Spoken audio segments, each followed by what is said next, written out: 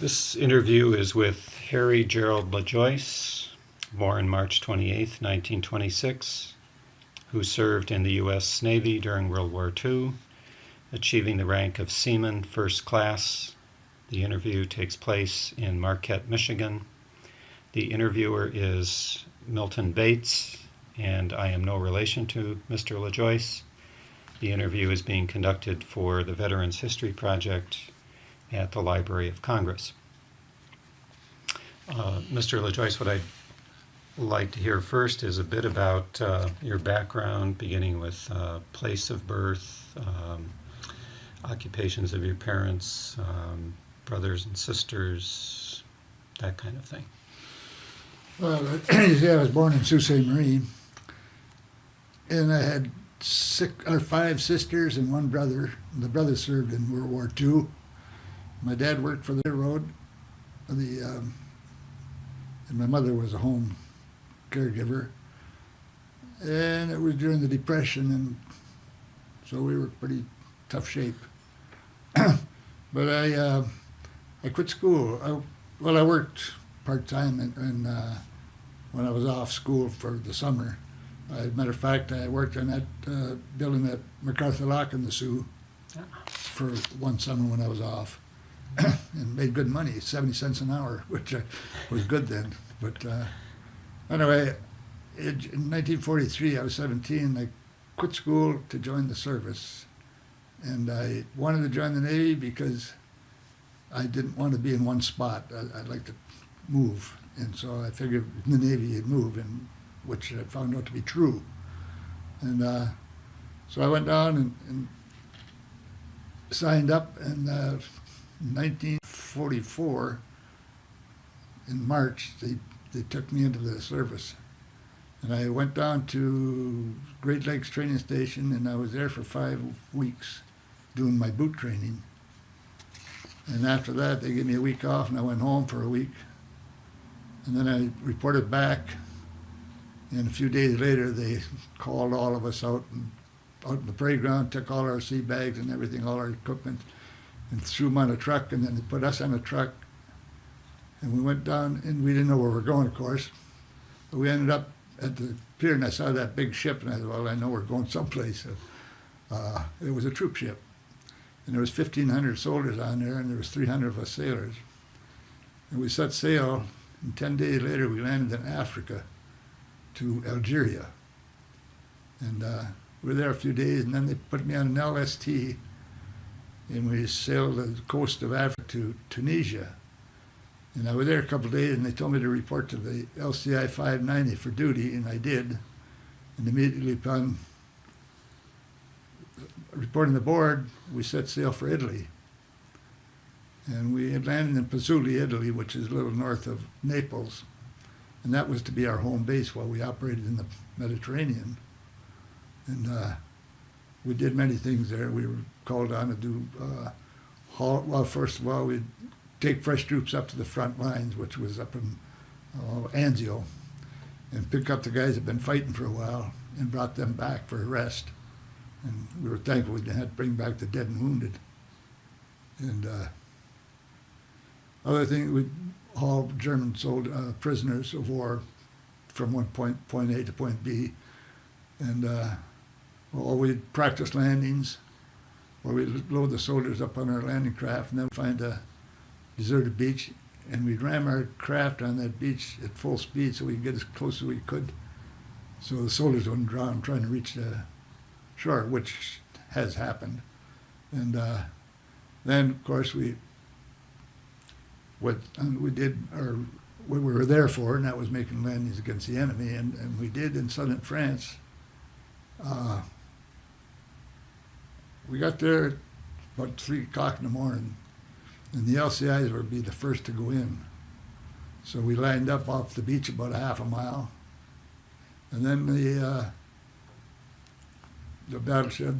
warships were behind us about a mile or two, and so I was looking at the beach, wondering what those Germans were doing out there. It was dark, and about 4 o'clock, the skipper called us together and said a prayer.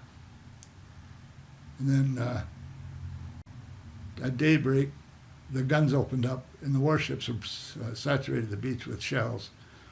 And we were so close to the beach that when the shells come over our particular landing craft, I could feel my steel helmet trying to lift off my head from the vacuum that it caused from the suction. And then our planes came over and bombarded the beach. And I thought at the time that nothing could live through that. But they did. So then we were given the order to attack, and we did, and we hit the beach. I happened to be looking at the outside next to me. And there was a huge explosion. I saw it go up out of the water and come back down. Before I could say, wow, there's another explosion, and my landing craft went up and came back down. And it was pretty bad. Anyway, my job at that particular time was to release the cable so that we could lower the ramp and get the guys off the landing craft. Well, they were jammed, and I was having trouble, and there was some pinging beside my head, and I thought it was shrapnel, but I realized there was wasn't an explosion on my side of the landing craft. So I glanced on the beach, and there was a couple of Germans down there. They're using me for target practice. And anyway, the chief come out to ask what the problem was, why we couldn't get the ramp down, because this was the starboard ramp. The port ramp was damaged so bad they couldn't lower it. And so just about then, a couple more pings, and I turned around to tell them there's a couple of Germans shooting at me down there, but all I saw was hind end going around the bulwark. Anyway, I managed to, a little fear to help me give a little more strength there, and so I managed to get the cables free. So I went in, and the first thing I saw was a guy over there sitting on the deck, and he had been by me when we got hit. And he was just sitting there looking around casually, holding his arm. And the end of his arm was flesh and bone where his hand used to be.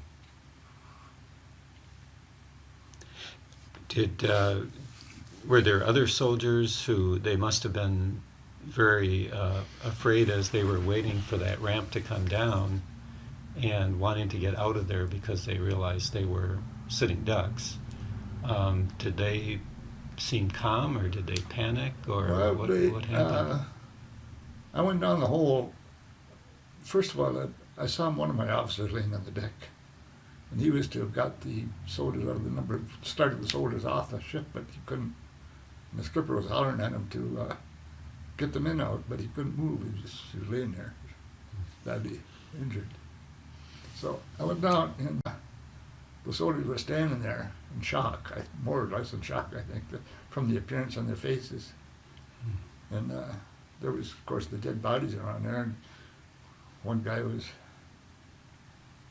looked at me and begged me to kill him.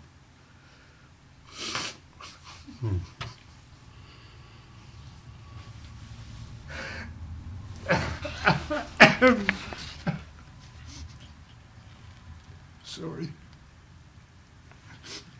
So we dug a little hole in the ground and crawled in. And we finally, about in the afternoon sometime, we got another LCI to pull us off the beach. We couldn't back off. At the time, we didn't know it, of course, but when we put the ship in reverse, instead of going in reverse, it went forward. And so what we were doing is just miring ourselves onto the beach, but not knowing it. And so we finally abandoned it. And then in the afternoon, we got another LCI, and he pulled us off. And we still had the dead bodies on board, and so we started to bury them at sea. The skipper wanted to bury them at sea, and I couldn't figure that one out because the beach is not too far away. And so me and one of my shipmates got this body ready, put it on a board, and I saw flames over there. I figured that would be a good weight to sink him. So I attached it to his leg, and the skipper said, we come into the deep, and so we tilted the board, and down he went. And I looked down, and I couldn't believe what I was seeing. Not only was he floating, but so was the flamethrower. And apparently it was full of gas, and it was floating over. So we had to fish him back out again. And in the meantime, the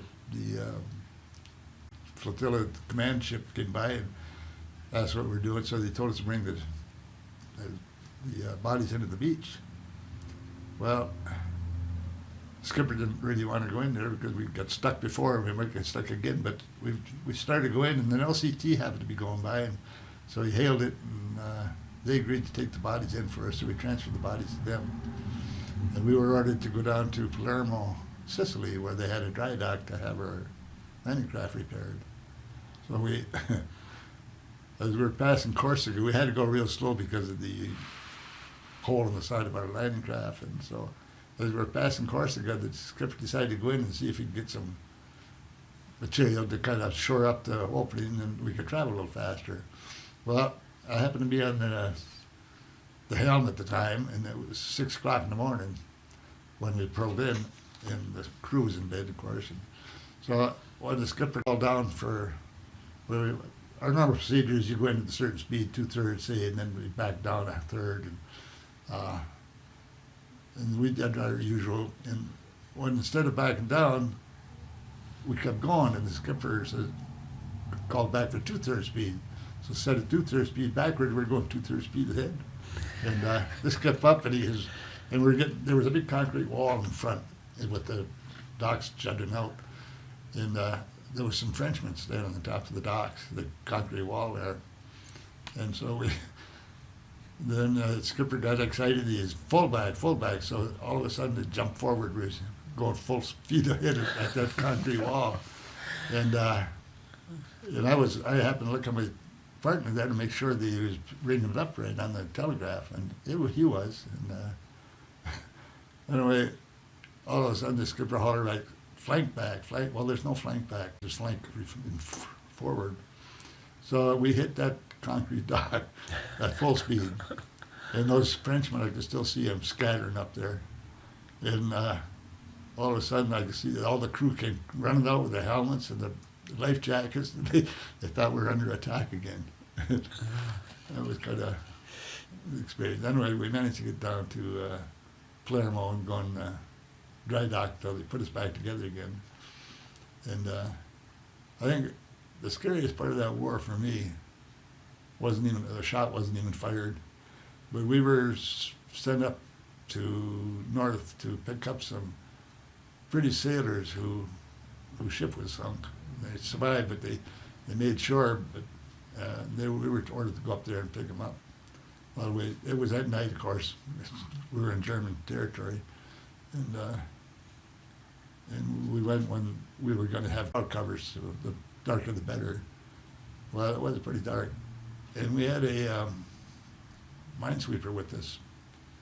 And anytime you're in German waters, right, we'd have a minesweeper. And I was to go on duty at midnight, and I didn't want to go to bed because it was too hard to get up from sound sleep.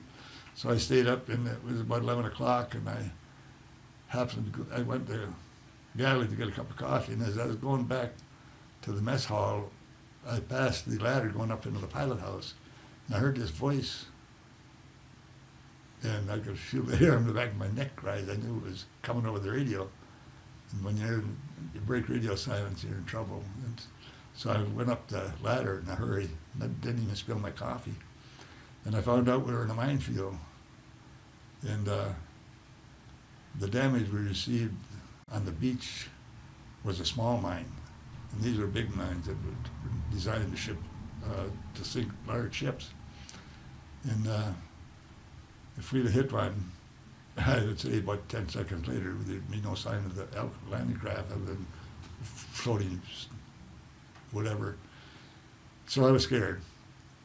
And what the minesweeper was doing is changing directions. You spot a mine or you detect a mine, he'd give us a change of course. And there was 2 old guys on duty at the time. We call them old. They were about 40. They were old enough to be my dad. And the one guy he was kind of an excitable fella anyway. And he was dancing around. He was trying to get his partner to take over the helm. And his partner says, "Well, I never steered this before." He said, "Well, you got to learn sometime." And I said, "Well, this is no time to learn." And but meantime, I was standing there just frozen. I was terrified. 'cause I just knew we were going to hit one of those mines. And there's no sense in putting the lookout out because you couldn't have saw it anyway. It was so dark. The sea was black, the sky was black, and the mines were black. And so finally, I asked him if he wanted me to take the helm. So he knocked me over, but backing away from the helm, and I took it. The reason I wanted to take it was because I found if you had something to do, you weren't scared as much. But if you're just nothing to do and just standing there, you're terrified. And, so I took the helm then. And another thing too, I noticed too, he was overshooting a few times. You have to go back, and that kind of scared you a little. But that was the scariest part of the war for me. I don't want to go through something like that again. And like I say, another shot was fired, nothing happened. We managed to pick up the guys and bring them back. And when the skipper was insulted, the cook, there was 24 of us on the ship, and we had a cook, and we ate good. And so he thought he'd make him some tea, British and all that. Well, they thought it was coffee in the ship, and the cook was insulted. He's trying to do him a favor. And so we brought them back. And we did all kinds of little missions and stuff like that. And some of those storms were really something. And of course, our landing craft was flat. Scale, there's no, in all the landing crafts are like that, so you get closer to the beach. And when they go up and come back and they slam down and they did the whole shudder. And I come off duty one night, midnight, from the helm, and I was laying in bed. It was a while before I could get to sleep, and we come slamming back down the ship and shudder, and I happened to see this guy run to the ladder, and then he'd stop and listen. And he did it about 3 times, and I was going to tell him to, it was okay. But I thought, well, no, I'd be embarrassing him, so I shut my mouth and I didn't say anything. But by the same token, that same guy, when we come back, after we served our duty in the Mediterranean, we were ordered down to Algeria, down in Africa, to join up with a convoy to come back to the States. And when we pulled in, the harbor was full of ships, and there's LCIs there, and we tied up to 3 LCIs there, and we tied up to them. And I thought, well, I'm going to go into town tonight. And on the way, I crossed the port, and I got to the last one tied up the dock. The guy on gangway watch, he looked at me and he pointed at me and he said, "I owe you $20. And before we left the States, this kid came up to me and he said, he lived in Manistique. And he told me he had to leave, but he didn't have any money for a train ticket, and asked if I could loan him $20, and I did. And then about 3 days, he left, and about 3 days later, we went overseas. So here I run across the guy over in Africa after all that time, and he paid me too. But and we used to sell cigarettes we'd get them for $1.50 a carton, we'd sell them for $25, so that would give us our money to go out, plus our salaries, of course. And we'd get off for the day or something, and one time we went up, me and another guy went hitchhike up to Naples, and it's way up in the harbor was down here, but the town was up high, and we hitchhike up there, and when we went to come back, we're hitchhiking back, and the crazy nut, a soldier with a truck stopped, picked us up, and he went down that, and you could look way down there, and it must have been 1,000 feet down there, and you could see the lake down there, the Mediterranean, and it was like in the movies. It was on the side of a cliff, like, and he was going down there, God, seemed to me like 100 miles an hour, but probably only about 50. And it was like the movies, there's just chickens or something, they're scattering, and I was hanging on for dear life. And I was just as scared as I was that night. And when we finally got to the bottom, and to the Pizzuti down there, he let me off, and I actually went over and kissed my landing craft on the bow. I was so happy to get there. And, so anyway,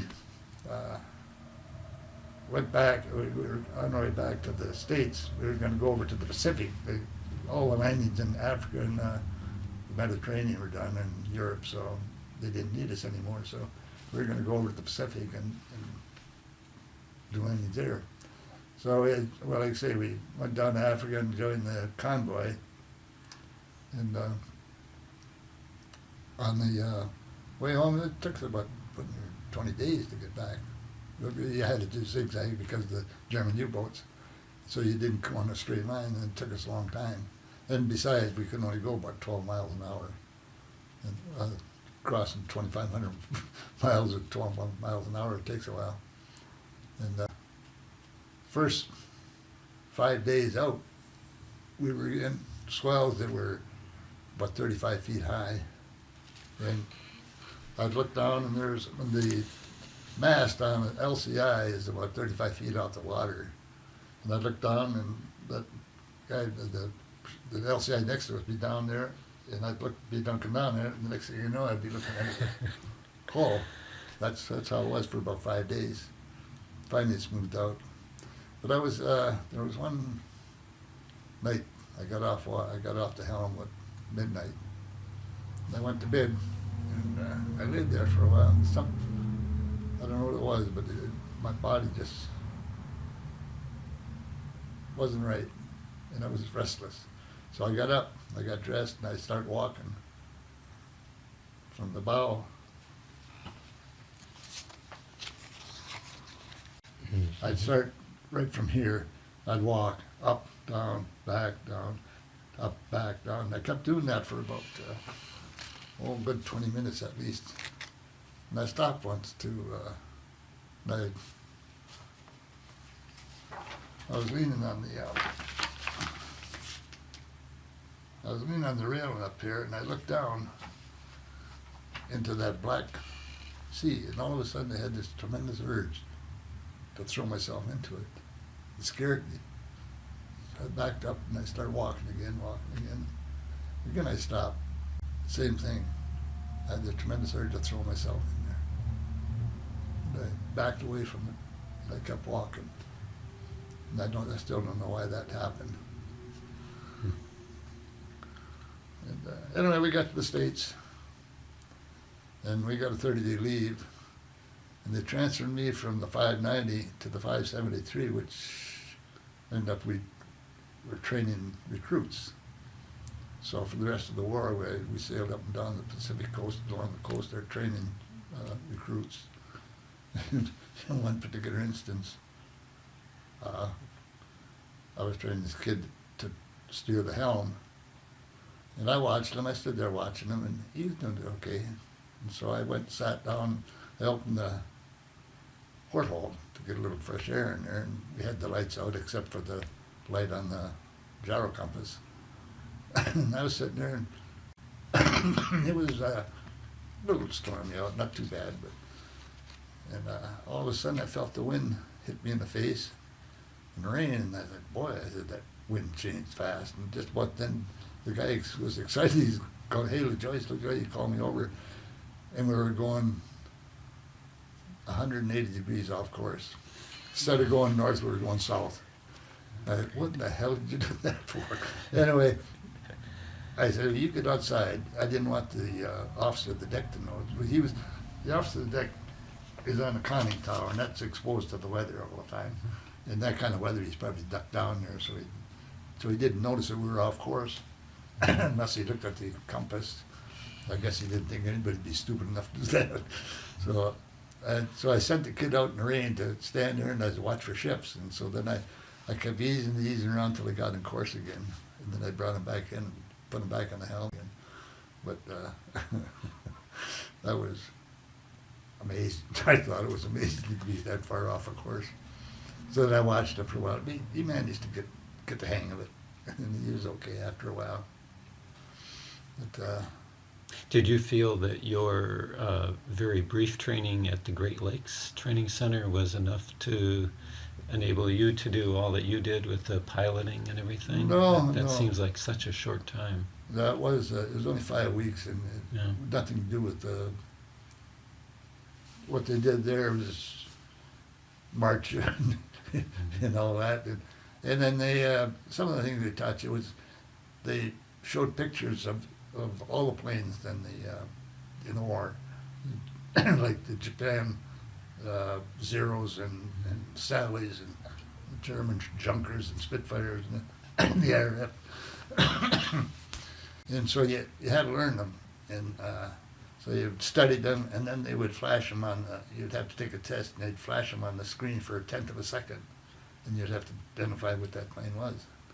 And so you got to know, and matter of fact, it helped me because before we were on that beach at France, we were I saw this plane coming, I realized it was a German Messerschmitt coming, and he was coming in low down along the beach, and I had my gun trained on him, and I was waiting for the order to fire, and I was leading him. What you do, you lead him, and then when you fire, you let him. You don't try and hit him. You just put your bullets in front of him so he flies into him, and that's what I was ready to do. But I never did get the order to fire. But he was so low that I could actually see the German pilot, and the look on his face, I could still see it. Like he was wondering, what are we doing here? You know, it was kind of a look. And so that was one of the things we learned there, was to identify aircraft. Did the German plane try to strafe the LCIs? No, he just didn't. Well, I guess I don't know what he was doing there, anyway, I saw him in the dogfight, and I know they shot one German plane down because it was one of the LCIs out there picked up the German pilot, and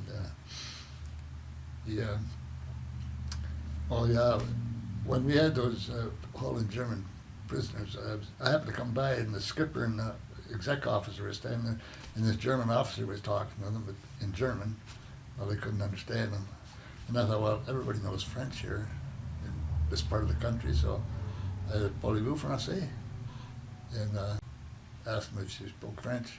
Oh, he lit up and he started talking in French. Well, I know a few words in French, that's about it. And so I didn't know how to tell him to be quiet and wait a minute in French, so I switched to Italian. We were in Italy anyway. And so I told him to wait a minute. And again, I only know a few words of Italian. So our radio man could talk French.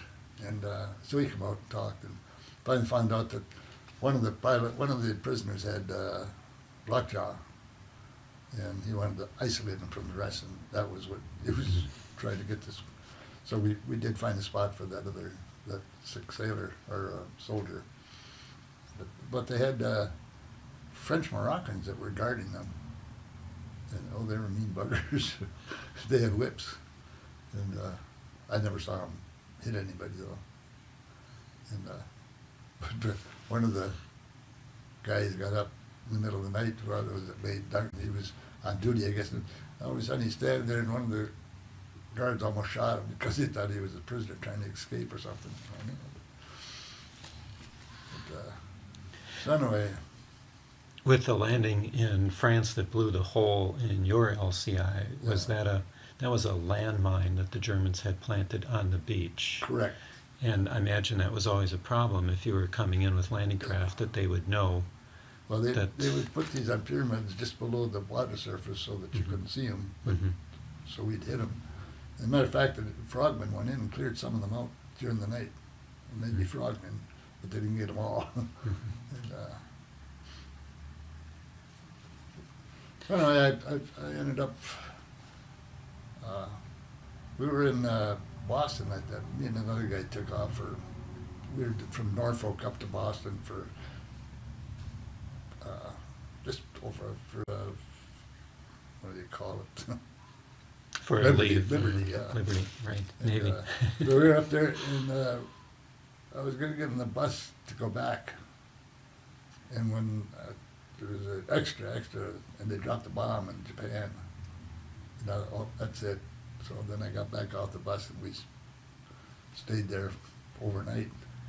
Then we back the next day, and we were on this training ship, and there was, the guy I was with, we were there was about 3 of us that had ever sailed before. And even the officers were new. And sometimes when we'd make a landing, I would kind of deviate a little from what the officer would tell me to do, because if the order come down, I'd kind of deviate a little bit because I knew we'd have a problem otherwise. Anyway, when we got back to the ship, I saw a dent in the bow, and I thought, oh, Jesus, we're in trouble. Sure enough, we were there was a cruiser out there, and they wanted the LCI to go out there and pick up some personnel. And the guys told us that the skipper didn't want to go until we got back, and we didn't go back. So finally, the cruiser demanded them out there right now, and they went out and they ran into the cruiser, and they tore the ladder off the cruiser and everything. So I imagine it was pretty embarrassing to the guys. But so they restricted me to the ship till I got off, or till I got out of the service. And I did get out, and I was out of the point system. And I went home, and I wrote a letter, said I was getting off I would be getting discharged, and I got a letter back saying they didn't have room for me at home. But we had an old barn in the back of the property. And I thought, well, I could always sleep in that. So I went home, and I slept in the barn for a while, and then when they found out I could pay some room and board, why they let me in the house. Because jobs were scarce, and all the married men got out first, and rightfully so, because they had a family to take care of. And guys like me got out last. I was 20 years old at the time, so and I could understand why they put me down the bottom of the list. Anyway, they gave us $20 a week till we got a job or something, and that was, I guess they give it to you for a year. So I was getting that $20, and I'd give half of it to my dad for rent, for room and board. Matter of fact, when I was going to high school, when I get jobs in the summer, I still had to pay room and board. But times are tough. Did you ever consider going back to high school, or was that just not financially Well, possible? I started to, but I had to get a job I found a job. I got a job with the Sioux Hardware Company. Matter of fact, I had a job before that, and I was replacing railroad ties. Well, that was a backbreaking job. Those ties weighed as much as I did. You have to dig them out and put them under the track again. So this guy that lived down the street from me said that they had an opening for this at the Sioux Hardware Company. As well, I said, I don't want to wait on a bunch of old ladies. No, he said, this is wholesale. It's a warehouse. So I went down. So I applied for the job and got it. And that started me off on my career. And I worked in that warehouse. I finally, after a couple of years, I told the boss, and I said, I don't want to end up in this back warehouse forever. I said, like Harvey there. And the boss said, well, Harvey had his chance. So then, next thing I know, they put me in the office. And so I guess they didn't know if I was going to be able to do the job or not. But anyway, I got, they were building 52 patrol ships for the Navy down in the dock there. So I got together with the purchasing agent, and what I'd do is I'd go down and help take stuff off the blueprints, and then he'd give me the orders for it. And that were big orders, and the manager asked me what the deal was, so I explained to him. I said, I'd just go down and take it, and sometimes I'd get an order there to pay the salary for the whole company for a month. And so anyway, they put me on the road, and as an outdoor salesman. They give me a car, old car. And one winter there was an island, Drummond Island, and I was in Detour, and I saw it was frozen over. The streets of Huron were frozen over, and I thought I saw tire tracks there, and I knew they were tire tracks. I said, well, geez, if they can go over there, I can go over there. So I drove across the ice. And I got to Drummond Island, and I went to the Drummond Dolomite. They manufactured dolomite and shipped it out to the iron companies. And the guy looked at me and said, what are you doing here? How did you get here? And I told him. Well, he gave me a big order. And he's, God, he says, don't send it all at once, they'll fire me. It was such a big order. And then I had another customer over there that went and got it. He gave me a big order. So then I was sitting there after, and I was writing all these orders up, and the owner of the company happened to be in town from Marquette here. And he saw me writing the orders. Next thing you know, they wanted me to go up to Iron Mountain work, because that was the main operation. So I went up a couple days a week, and finally I moved up here, and that's why I'm here now. And then after 20 years, I wasn't happy there. My job became a job. In other words, I was going to work. I wasn't enjoying it, so I quit. Before I quit, of course, I'm not stupid. I got another job. I called my competitor, or I wrote my competitor and told him I was thinking of leaving the company and wondering if he needed any help over there. Well, he come down and interviewed me and hired me, and of course, taking some of his business away from him helped. And so then I worked 20 years for that company, the Woodhouse Supply Company. And then I retired, and I stayed on. I worked 2 days a week after I retired. I worked 2 days a week as a consultant, so to speak. And well, it got so that I didn't have enough work to do, and I felt guilty taking money for something I wasn't doing. So then this other company started up in Iron Mountain, and the owner of the company I had been working for, Woodhouse Supply Company, was helping this company getting started because he'd sold the company to somebody else. So he talked me into going to work for them for part-time to help them get started, which I did for a couple of years. And then finally I just quit altogether. And when I retired, I hoped I'd be good health for 5 years. That's why I'm thinking, if I retire, if I'm good health for 5 years, I'll be happy. Well, it's been 20-some years now since I've been retired. Did you retire at 65? 64. 64, and you still look very healthy. Yeah, well, I've got my problems. Breathing problems, smoking for 50 years. You know what that can do to you. Then I have a pacemaker. I got an irregular heartbeat. But and it's so hard when you try to do something you can't. You know, you used to be able to do. I had to hire a plumber to replace my toilet bolus. And I've done that so many times. I put the original one myself. And my son built a house, so I did all his wiring, all his electrical, all his plumbing, all his heating. I was able to do those things. Now I can't, and it just frustrates me to have to hire somebody to do this work that I can't do anymore.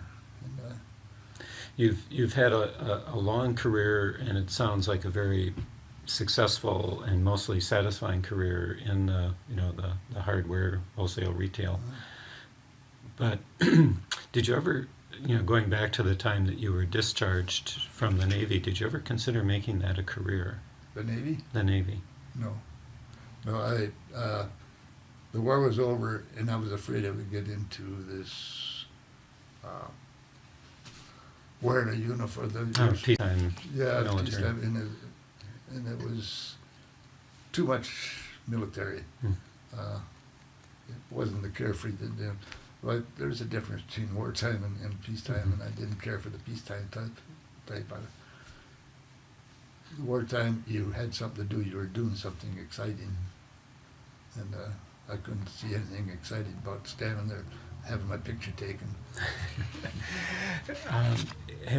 Did you stay in contact with any of the other sailors from your LCI? Or? Well, not till they had my son-in-law. This isn't the same son-in-law that got that thing. This is a different son-in-law. He was on the computer, and he ran across this booklet here, and he told me about it. So I inquired, and finally I signed up for it. I was getting it. And there's letters sometimes from different people. Well, I ran across a couple of my old shipmates on there, so then we got to write and email and stuff like that. And that's where I got some of this picture, and I got some letters from them telling me, what they were doing and all that. But and some of them were in the pictures. This is the training ship that I was on. And that was embarrassing. They took all the guns off and put benches on them. What And size that's how they could guns fit. were they on an LCI normally? Would they be? They were large enough to shoot down aircraft, I Yeah, gather. 20 millimeters. 20 millimeter. Yeah, there was 5 of them on there, and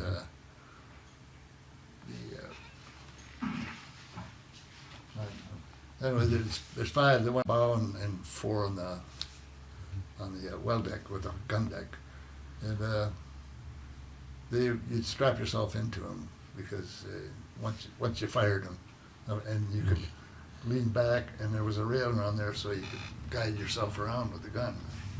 And, So you were both, you were a gunner, sometimes a pilot, sometimes, and Yeah, sometimes in control yeah, of getting the deck out, the landing ramp down in and, place. doing seeming stuff like chip and paint, guys that chip more paint than you can shake a stick at. And well, one time I was on gangway watch and they were chipping paint over my head and I was getting a headache, so I called the chief over and I said, "Hey," I said, "the skipper said to knock it off if you're having a meeting in there." They weren't. I think they had a court march, but they found out what I did. So the chief put the guys on different kind of duty. One thing that I know I've often wondered about with veterans, especially of a war like World War II, as you say, it's so engaging, so in some ways exciting to be part of that action. And then the rest of your life, there's nothing that quite matches that intensity. That's Um, true. How did you find that adjustment to kind of the daily routine, which is not nearly as Well, actually, I didn't think much of the war after I come home. I was too busy trying to make a living, and I got married at a young age, and had a family, and you really had to work your butt off to take care of them. And gradually, I'd improve my status and get more money and things. So even out, and I would be sent on, well, maybe a seminar for 3-4 days, and this is where I got my education on my job, because I never did finish high school. Well, I got my GED. 2002, I graduated with the Sault Ste. Marie High School. I graduated with the class. And I'm waiting for our 10th anniversary. And anyway, and I learned, and I got to a point where I was doing design work. I designed hydronic heating system for the contractors in the Upper Peninsula in northern Wisconsin. In these apartment units in town here, I think I've designed all the heating for all of them, somewhere 100 units. And I was kind of proud of that because of my lack of education, that I was able to do that. But it was these seminars, and I would learn from that. And so I learned a lot from them. And It was really on-the-job training. and I ended up managing the Woodlock Supply Company, and they were doing about $4 million a year. And so I was kind of proud of myself for doing that. I'm egotistical here. I'm No. proud of myself for doing that because of my lack of education. And I still think that people, if you give a guy a chance and teach him, he doesn't have to be a college graduate to do a job. And some jobs, yes, but there are a lot of jobs out there that people can do that don't have to have an education yet. They want them to have an education. Matter of fact, I ran across a call on travel around the UP and that, and I was up in Holt one time, and these companies sent people up to interview the students that were graduating. And I was talking to one recruiter there, and he said, "Look for C students." He looked for C students because they have more of imagination than an A student, and they could adapt better. Mhm. And I thought that was interesting. That's shrewd. Sounds like many of the life lessons that you took into your career and your family and your successes really came from growing up in Sault Ste. Marie during the Depression. A lot of that seemed to be very formative. You did. It taught you to be self-reliant. Mhm. when I was 10, 12 years old, I'd work for 10 cents, for 13 cents, all day long. I get paid 13 cents. But, and then to go to a movie, my parents never ever gave me money to go to a movie or something like that. And I'd always have to go down the alleys and look for a bottle or something to take back to the grocery store to get 10 cents to go to the movies. And a friend of mine, Dad worked at the movies as a janitor. And so he taught us there was a coal chute. Out in the sidewalk, there was a lid you take up and pour the coal down. Well, they'd slip up there and we'd sneak down there and go with the coal dog and go up the stairs into the movies, like we'd been down to the bathroom or something. You probably were pretty full of coal dust by the time you got to the theater. We could use a little wash job. Were there lessons that you learned during the military that shaped the way you behaved later, or your political views or your philosophy of life or anything like that? It seems like so much really came out of your pre-military background, but was there anything that Well, I find these wars, so-called wars, now they're all political, all politics. Nobody's ever invaded the United States. And another thing too, this World War II, I don't think people realize how many people were killed. There was over 50 million people killed, and most of them civilians. We saturated bombed Dresden, Germany, and killed, 10,000 civilians deliberately. Good thing we won the war. There'd been a lot of people hung for war crimes. Yeah, in Japan, of course. Yeah, but no, it gave me self-confidence. I figured if I could survive a war, I could survive anything. So that gave me kind of self-confidence to do what I did to survive in the civilian war, in the civilian life. And I love my family very much, and I devoted all my whole time to try and give them something. But I was also careful about giving them too much. I could have done more for them, but I didn't want to, because I wanted them to be strong enough to take care of them, not to expect things. They had to earn them. They couldn't just go out there and think they're going to get something from nothing. And as I look at it, they do work hard. They don't expect something for nothing. If they want something, they have to earn for it. So I think I succeeded in that respect. How about any of the lighter moments during your time in the military when you were on liberty, or things you enjoy doing with your buddies that were stress relievers and gave you a chance to get away from the the really difficult parts of We just combat and so on? we'd go out together on liberty, for the day, and we didn't get much. We moved around so much. You really didn't have that much time to socialize, so to speak. You did your socializing on board, and at night but sometimes you'd be so damn tired you just kind of. Oh, another thing too, I got to tell you this: those LCIs, they have a shower there, and one shower for 20 of us. The officers had. If it's 4 officers, they had their own shower, a shower for them, but ours, and it was that closet there would be about the size of it, and it was on the outside of the hall. It was. Just a minute. Well, it was right about here someplace, and it was against the outside of the hall, and you get in there in the summer, and it would get hot over there. It would get 100 degrees, and that bulkhead was really hot, and it was the shower was so small that nobody ever come out of there without about 4 or 5 red blotches where they touched that.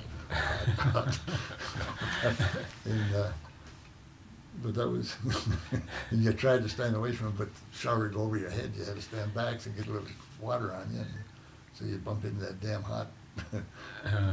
Close quarters and with those waves, 35 feet, were most people seasick under those conditions? No. I'll tell you one thing. When I first boarded at LCI in Tunisia, and on the way to Italy, we ran into a storm, and if you go up I was going up the ladder, and it dropped down out from under my feet. I was fine, no problem. And then they put me on, and they gave me a pair of binoculars. I think they did it deliberately. And I was looking at it, and I got seasick. And I was sick. I never have been as sick as that all my life. And I didn't care if I died or not. And I was laying on the deck, throwing up over the side. And I think they were getting a big kick out of it. But after that, we were in storms you wouldn't believe. And one night there was 3 o'clock in the morning, and it was putting here as light as this because of all the white caps on the sea. And it was, you could see 3 o'clock in the morning, man, in a storm. But so no, I never got seasick again, and nobody did. Well, we had the chief gets sick. Every time we go out, he gets sick. And I wonder what the heck he was doing in the Navy. He shouldn't have been in the Navy, but that's his problem. Yeah. Well, when you signed on for the Navy coming out of Sault Ste. Marie, you probably had no idea what that would be like to be on the sea, where you would have such large waves. No, I didn't. Even with Lake Superior. No, but I enjoyed rough weather on the helm. Otherwise, it's so boring that you just probably steer itself. But I liked it when it was storming and you had to fight the sea to stay on course. Well, that was another thing too. When I left the Sioux to go down and report to Milwaukee, I got in that train, and most people went in groups. You got drafted and you fit 4 or 5 or 6 or whatever. Well, I got in that train. I was the only one in that train. Not a soul, not another passenger, just me. And I don't think I've ever been so lonely in my life. It was the loneliest feeling I ever had, because I was going into something I didn't know what. Coming back, that was not the case when you were discharged. You were on trains coming back home, and there were a lot of other soldiers coming back home. No, it was you'd meet some military sailors or soldiers or something on the train. But when I left, when I went to get on the train to leave to go to end of the service, like I say, I had 5 sisters, and my brother was in the service. Parents. The only one to come down to see me off was my girlfriend and 2 friends. That must have been very hard. Still is. Did you communicate with your family by letter from overseas? My dad wrote to me off and on. And I got a letter shortly after the invasion. We were still a little shook up. I got a letter from a sister. And when I saw it, I was thrilled to death. Good letter. I opened it up. It wasn't a letter, it was a note.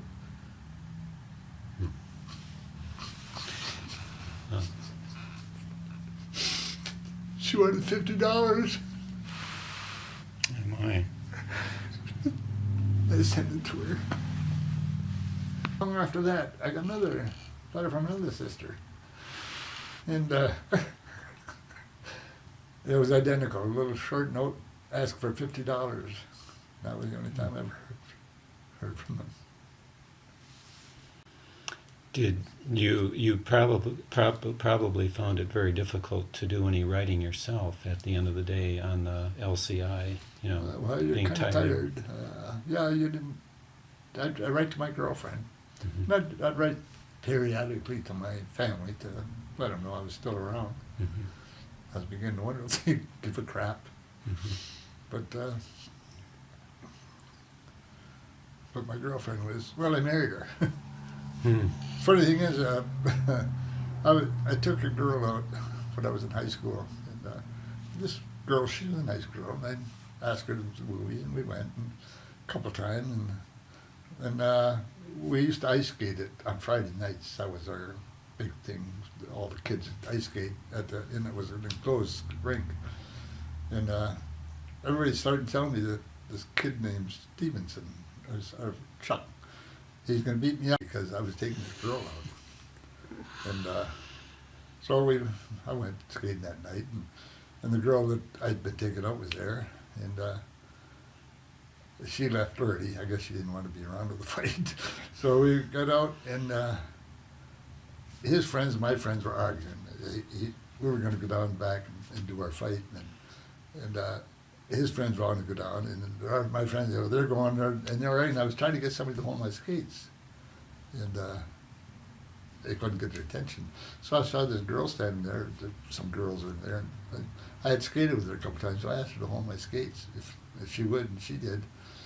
So she's the one I married. Good for you.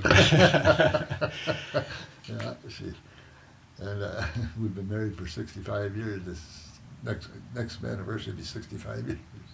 Oh, that's wonderful. Yeah. That's But she was a lifesaver. She changed me. I was kind of rough. In her subtle way, she was very subtle, but she managed to change me into somebody decent. oh, good for her. Yeah. Well, I think we've used up most of our time, but there's still a chance if there's anything that we haven't talked about that you wanted to go back and pick up or mention that we haven't I can't think of mentioned. anything that's. It's But been- I don't regret any in my life. I'm very pleased with it. Or the military, if you had to do it over again, would you still have? I would have done it, yeah. Mm-hmm. It was very, very interesting, and I'm glad I did it, but, well, honestly, I wouldn't want to do it again, but I would. They talk, and it's tough. Wars today is tough. You die. But when you in a war where one day 3,500 of your fellow personnel are killed in one operation, like Iwo Jima, one of my best friends were killed over there, or there was 10,000 Americans were killed and 20,000 Japanese on that one island, and that was in 30 days, and then it was just massacres. Was your brother in the He was- Navy also, or No, was he he was in the in Army? the Army. He's stationed in the Aleutian Islands during the war. Mhm. So, and he got a medical discharge. I don't know what is. He had a heart murmur, I think. He developed a heart murmur or something. Anyway, he was in for about 3 years, and he was drafted. He was 8 years older than me, 9 years older than me. Mm. Yeah. Well, thank you very much.